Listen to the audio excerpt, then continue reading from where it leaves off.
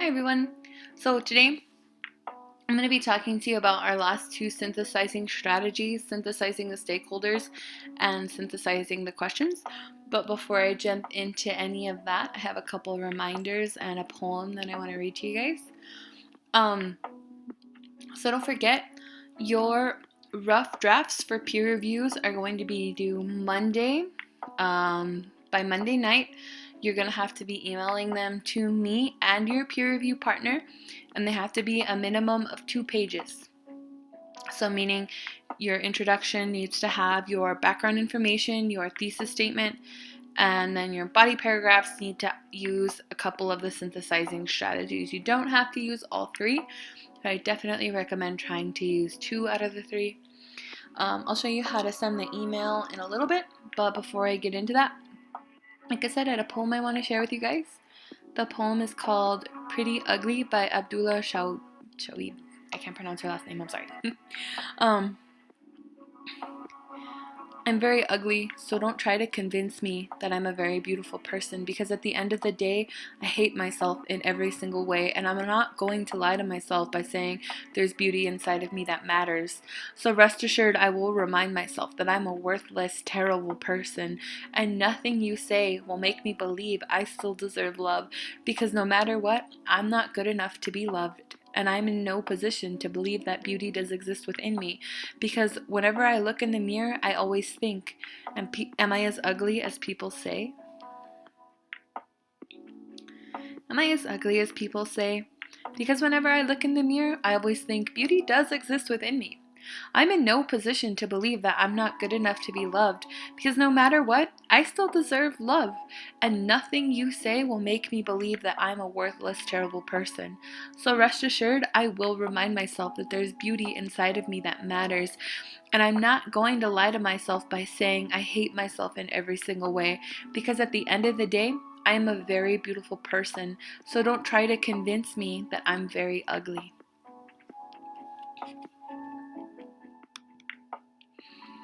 Okay, so before jumping into our modules, I want to show you how to send me an email and include your peer review partner on that same email. So first of all, the first thing you do is you go to your inbox and you're going to click this right here, the compose a new message icon. And then you're going to want to select a course. The course is Intro to Rhetoric. You're going to see my name right here. Click that. So to add me, you're going to click here. You don't have this option. Mine's a little different. Yours should just say all in Intro to Rhetoric. I can select course sections, you cannot.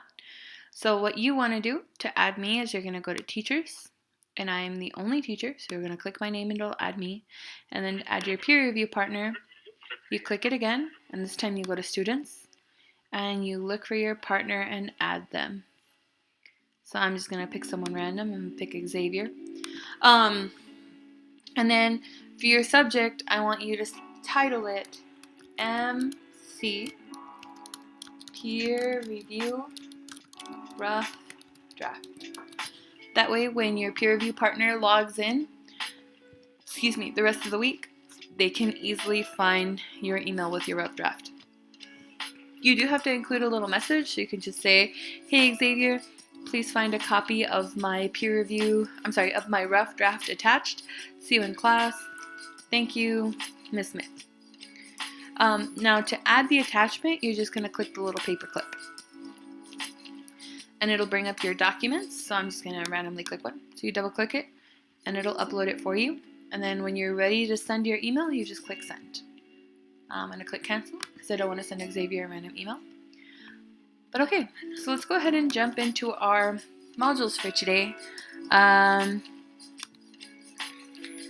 I'm going to go into module 3.2.1 to start. And we are going to be using a synthesis strategy focusing on the stakeholders. So I do want you to take notes while I'm reviewing this. So you can go ahead and pause the video, take out some paper and something to write with, and be ready to take notes, and press play when you are ready to go.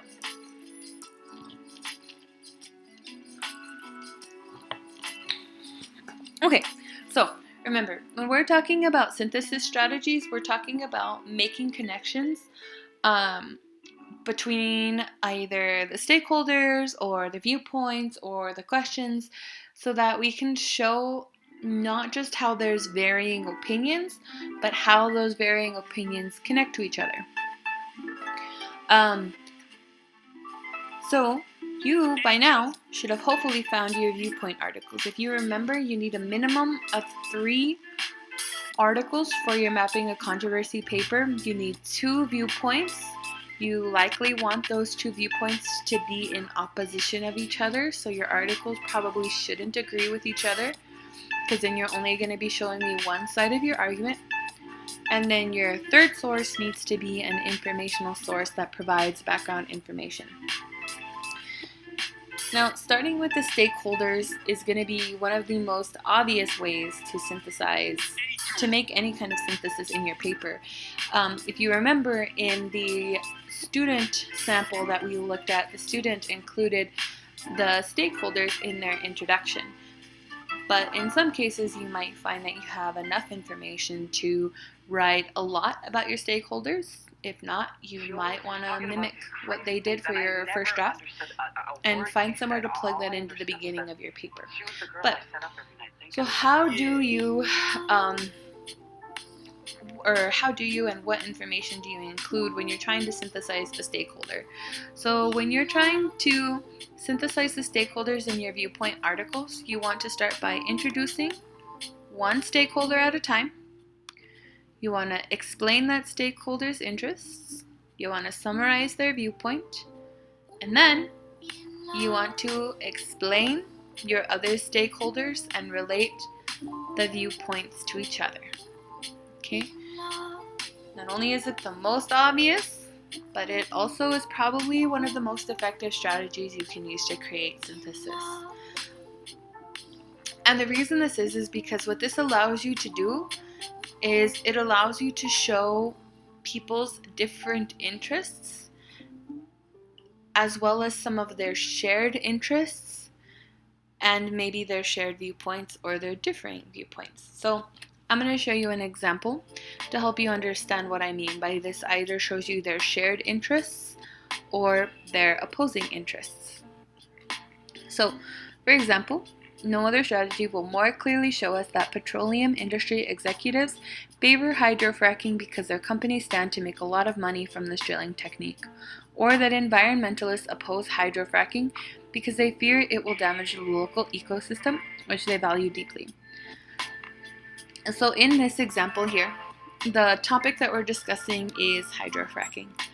And if you look carefully, this example is discussing 2 stakeholders. The first one, the petroleum industry executives, and the second one is the environmentalists. Now, in this example, it also shows me their varying viewpoints, right? Their different viewpoints. So the petroleum industry executives are in favor of hydrofracking, they're for it, and the environmentalists, their viewpoint is that they oppose hydrofracking. So already I've established who my stakeholder is and what their viewpoint is. And then lastly, it establishes their interest. So why do petroleum executives favor hydrofracking? Well, they favor it because they stand to make a lot of money from this drilling technique. Meaning, petroleum industry executives value and are interested in making a lot of money. On the flip side, our environmentalists who oppose hydrofracking oppose it because they fear it will damage the local ecosystem, which they value deeply, right? So in this case, they're interested in preserving the environment. So they set up again the stakeholder, their viewpoint opposes hydrofracking, and their values and interests. Okay. However, if you notice, there's a drawback here. It's only showing me the differences, right? It's showing me these stakeholders separately, and it's not really relating them to each other. The only thing they share is that they're in the same controversy together. Other than that, they don't have any shared values and they don't have any shared interests like we talked about when we talked about looking at the viewpoints. Also, when you are just focusing on the stakeholders, it sometimes is lacking a lot of information, making your explanation of the stakeholders a little bit lackluster, meaning a little bit boring. And it might even happen that sometimes stakeholders, while they have varying interests or varying beliefs, they all share the same viewpoint, or they share the same position. And if that's the case and you're repeating the same position over and over again, your explanation of the stakeholders is going to sound a little boring. So I'm going to show you an example that involves tax reform as the controversy. So it says, politicians who want to please their constituents favor tax reform. Voters who want to lower taxes favor tax reform. Corporate executives who want to simplify their accounting practices favor tax reform, right? So this is showing me the differences in interest, right? And the similarity or the shared viewpoint. So I mean, in that case, it is comparing and contrasting. It is building a synthesis, right? It is showing me the connections. However, the connections are a little boring. If you notice, the only connection they have is that they favor tax reform. So in this example, you're repeating that over and over and over again. So there's nothing really interesting about it. But let's break it down so you can see how this synthesis happened. So if you notice, we have 3 stakeholders who are discussed here. You have the politicians, you have the voters, and you have the corporate executives. So politicians, their viewpoint is that they are in favor of tax reform. As to why, they want to please their constituents, meaning the politicians are interested in keeping their voters, right? They want to stay in office. So that's why they're in favor of tax reform. Your second stakeholder, voters, are in favor of tax reform because they want lower taxes, meaning they're interested in giving less money to the government and keeping more money to themselves. Lastly, your last one is the corporate executives. They're in favor of tax reform because they want to simplify their accounting practices, right? If there's tax reform and there's less taxes, that means it's going to make less work for their accounting department, who has to figure out how those taxes fit into their budget. So, while the basis is there, I feel like there's not enough explanation. They could have gone more into depth here by really drawing out this connection between voters and politicians, right? I feel like it's implied, but it could have been explicitly explained a little bit more. And I think that would have helped. But for the most part, again, when you focus on the stakeholders, you run the risk of presenting a boring map of the controversy. So you have to be careful to make sure you're not giving these really simple statements, but that you're actually giving that added information to really explain the connection here, aside from favoring tax reform, right? Like when I said politicians and voters have more of a connection than what's stated here, what I mean is, no, don't start barking.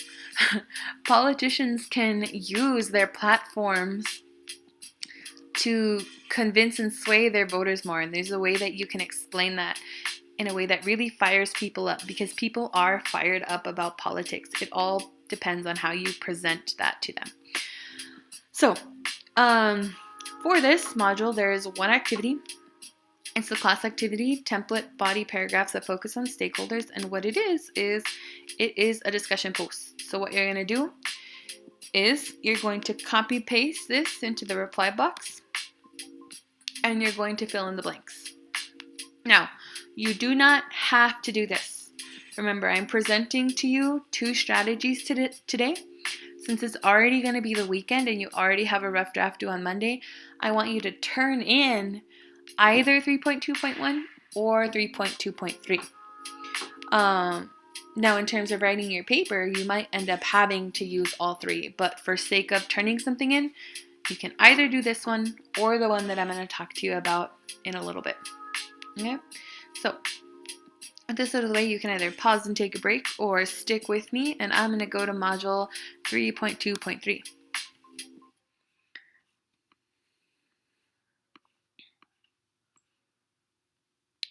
So for 3.2.3, we're going to be focusing on the questions. So when we talked about introductions, we already talked about identifying the question within your controversy, right? So for example, if you were talking about the straw debate, you already identified that the question being discussed is, should we ban plastic straws? But sometimes, a lot of you have already been finding that the questions are not as cut and dry as that, right? There might be more than one question. So in that case, there are 3 reasons that you may want to focus on the questions, and in turn 3 ways that you can approach synthesizing the question. So the first one is when there's 1 or 2 questions that dominate a debate, right? So in arguments, you'll often find that there are 1 or 2 related questions. But our argument can kind of confuse people unless we clearly explain the central question compared to what questions people are talking about within that. So to clarify that, I'm going to be talking about the example of the debate over capital punishment. So the central question for capital punishment is, should the United States execute criminals, right? That's my central question. It is the big one that goes up top that has started the whole debate to begin with. But within that, this seemingly simple question has produced several more complicated questions within it. And in the case of this example, 3 have been identified. The first question, under my central question, these are not the central questions, they're supporting questions. And the first one is, does capital punishment deter crime? Meaning, does it stop it or lower crime rates? Is capital punishment justly administered? Meaning, is the system of getting someone to that ruling fair? And then, is the death penalty a form of cruel and unusual punishment? And the way that you answer those questions can kind of determine your viewpoint on this central question. So, if you answer yes to questions 1 and 2 and no to question 3, your answer might sound a little bit like this. Capital punishment does deter crime, meaning it does stop crime or lower crime. It is justly administered, and it's neither cruel nor unusual. Okay? Then, if that's the way you're answering, you will probably support capital punishment in terms of this central question. Now, on the flip side, if you answer no to 1 and 2 and yes to 3, and your answer sounds something like this, capital punishment does not deter crime, it is not justly administered, and it is both cruel and unusual, then you probably oppose the death penalty and therefore oppose executing criminals. Okay, so I hope that made sense about how there's a central question, and that central question often has several other supporting questions that really help to determine what your stance is on that topic. So, for example, those of you who are doing the straw debate, you've already found that that central question, should we ban plastic straws, has several other debates within it, and all of those little debates stem from smaller supporting questions. So, for example, should we replace plastic straws for metal straws? Do metal straws produce more pollution? Does banning straws really save the ocean? Right? So there are several different questions being talked about. And depending on how people are answering those questions is determining their viewpoint within the straw debate. So if that was a lot of information, take a break, look over this cartoon about capital punishment. I'm going to.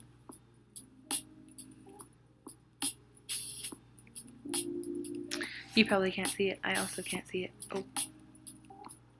There we go. For all us visually impaired people like me.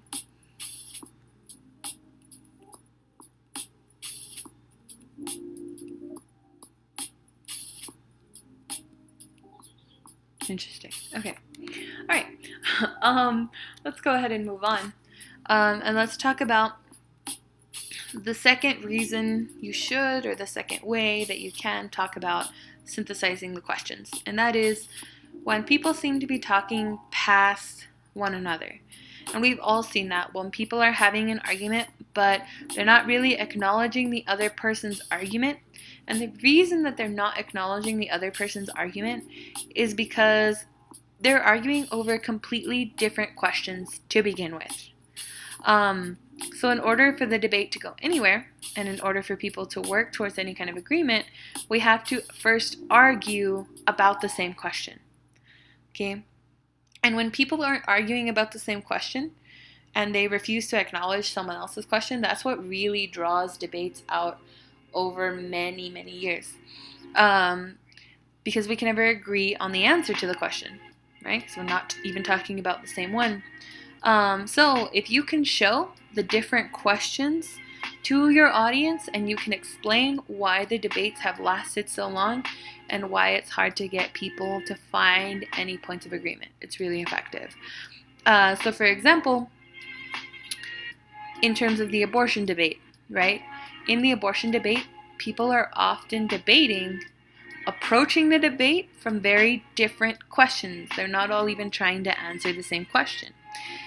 So for example, some people are trying to determine, does life begin at conception? Some people are trying to determine if it's a humane procedure. Some people are trying to determine, is this a question of equal rights, right? Should women have the right to choose in order to be equal in society? And so because they're approaching it from trying to answer a different question, there really is no answer. And that's why this debate wasn't solved after Roe versus Wade. Because people were still trying to debate way too many questions, and that's why this debate is still really relevant today.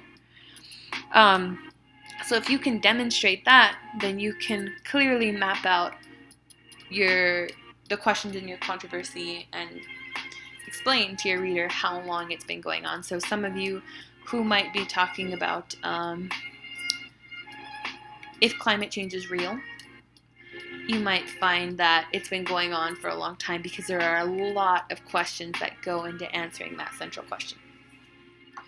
Now, the last way that you can identify questions and explain them to your readers is by literally identifying the types of questions people are asking.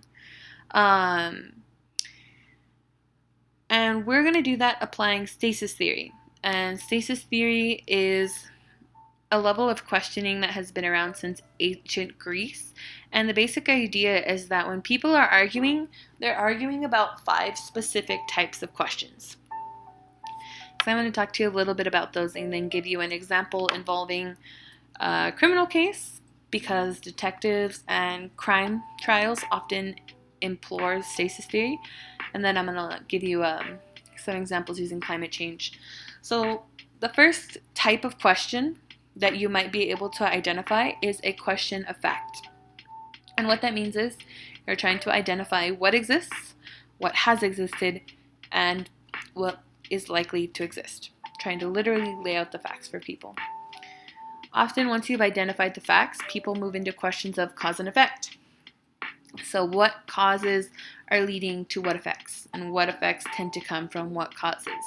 Hint, hint. Are humans to blame is a question of cause and effect. Questions of definition. What do we call something? And in what category does something belong? Then we have questions of value. Is something good or bad? Just or unjust? Beautiful or ugly? What do we care about over what do we care about, right? Earlier when we were talking about synthesizing stakeholders, right, you could see that the petroleum industry executives cared about money. They valued money, while the environmentalists valued the environment, right? That's a question of value. Which one matters more? And then you have questions of policy and procedure. So if we've answered all of these, now what do we do? How do we fix it? So a murder trial is a super simple way to understand stasis theory. So we start by trying to determine the facts. And in this case, we're dealing with 2 men, John and Edward. So in terms of questioning the facts, we would ask, did John stab Edward? Once we agree about the facts and we find that yes, John did stab Edward, then we might disagree about the cause, and we might have to ask, why did John stab Edward, right? What caused this to happen? Did John stab Edward because Edward was attacking John, or because John was very angry? Once we've determined the cause, and we agree that John stabbed Edward because he was angry with Edward, then we might disagree about what to call the act. What do we define it? Do we define it as premeditated murder, or is it an accidental killing? Now, when someone kills someone because they're angry, that's often labeled premeditated. So if we can agree to define John's crime as premeditated murder, we may still disagree about the value. Meaning we may disagree about, is this an unforgivable crime? Or it's terrible, but nonetheless we understand his offense. Now, in terms of murder, we often tend to agree that it's unforgivable. So if we can agree that this is an unforgivable crime, we may still disagree about what to do. We may still disagree about questions of policy and procedure. So should we put John in jail for 30 years? Or 10 years? Or life in prison? Right? Questions of policy and procedure. So you guys can consider your controversies on global climate change and global warming in terms of these questions. So here are some basic examples. You guys are looking at questions of facts. So some of your controversies might be asking, is the Earth getting warmer? Are global climate patterns changing? A lot of you are looking at questions of cause and effect, and the questions you're looking at is humanity the main cause behind these changes to global climate patterns? Do greenhouse gases primarily result from human activity leading to global warming? Okay. Some of you are looking at questions of definition. Is this global warming? Is this global climate change? Is this global weirding? Is this a media hoax, right? Those of you who are looking at the controversies of global warming being fake, that's a question of definition. What is it? Interestingly enough, I saw a Facebook post the other day where someone called it like a smoke screen. So, right, is it a smoke screen? That's a question of definition. Then you have questions of value, right? What do we value in terms of global warming? Is global warming even caused by humans? And if it is it all that bad, right? And then, is economic growth more important than protecting the environment? So do we value money, economics, over the environment? What do we value? And lastly, some of you are looking at questions of policy and procedure. So, should developing nations have to reduce their carbon emissions as much as industrialized nations? Right? We talked about, I don't think I talked with you guys about it. I'm going to show you something in a second. But China is talking about this a lot, right? And would a cap and trade system work better or worse than strict limits on carbon emissions? Or is the new Green Deal a good policy in terms of fighting climate change, right? That's a question of policy and procedure. So in your essay, as you're mapping out the questions, you can start informing me and your audience about what types of questions people are being asked, and you can explicitly label them in these ways. So if you choose to do the assignment for 3.2.3, this one, rather than 3.2.1, you're only going to do this one, assignment, applying stasis theory to a public controversy. I'm going to click over to the assignment. Sorry, I'm in teacher view. And so what you want to do is you want to download the Microsoft Word version, open it up, and you are going to try to answer all of these questions using stasis theory, right? So you're trying to identify which of the 5 types of questions are being asked. Once you've identified that, you're going to try to create your own outline based on this outline that it's provided for you. And then once you've created your outline, you're going to rewrite it into a body paragraph that you could then later plug into your paper. Okay, so remember, if I can close this, it doesn't want to close. Okay, So you are not doing the assignment for both, right? It's already Friday. It's already the weekend. Your rough drafts are already going to be due Monday. So you're either going to do the discussion board for focusing on the stakeholders or the assignment for focusing on the questions. Do not do both.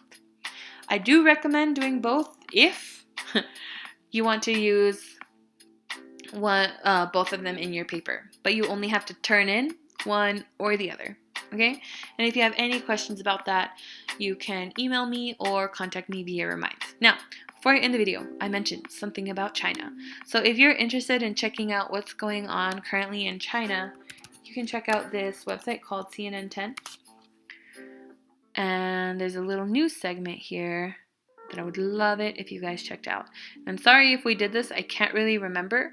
But you're going to want to go to the September 24th episode.